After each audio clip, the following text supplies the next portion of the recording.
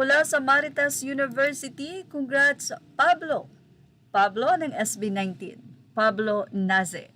Nito nga lang ay pasok sa top 5 composers in the Philippines ng Filipino Society of Composers, Authors, and Publishers or PhilSCAP ang miyembro ng P-pop sensation SB19 na si Pablo.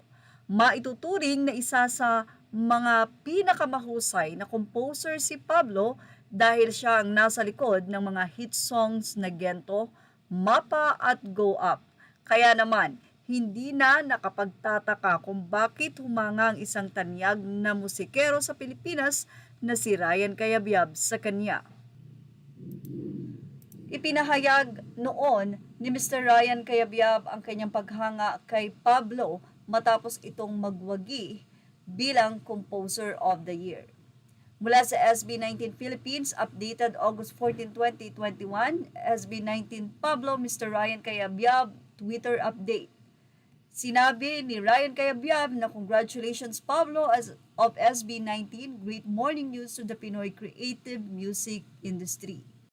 Hindi naman talaga maitatanggi na napakagaling talaga ni Pablo Naze sa kanyang edad. Napakabata pero napakatindi ng laman ng kanyang mga nasa puso at isip. At ito nga ay kanyang nailalabas through music sa mga kanta.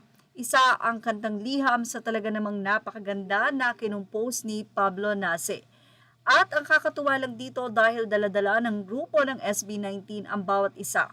Kaya naman ang karangalan ng isa ay karangalan ng buong grupo.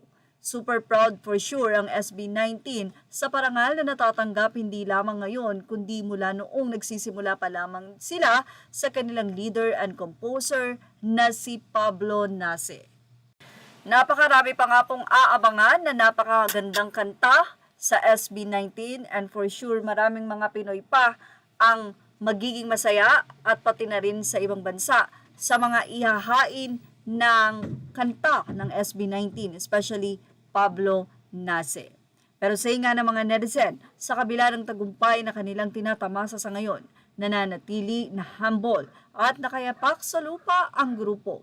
Hindi lamang kasi si Pablo ang nakakakuha ng matataas na parangal or mga pagkilala, pati na rin ang bawat miyembro ng SB19 na kung saan sa kanila nga pong pagbuo ng grupo na hindi sinasadya talaga na mabuo although nagkakilala sila na ngayon ay sobrang love ang isa't isa. At yan ang ating showbiz top update. Congratulations sa SB19 na ibinahagi din ng GMA na lagi ring nakasuporta. Images or all credit to the rightful owners. Please like, share, and subscribe.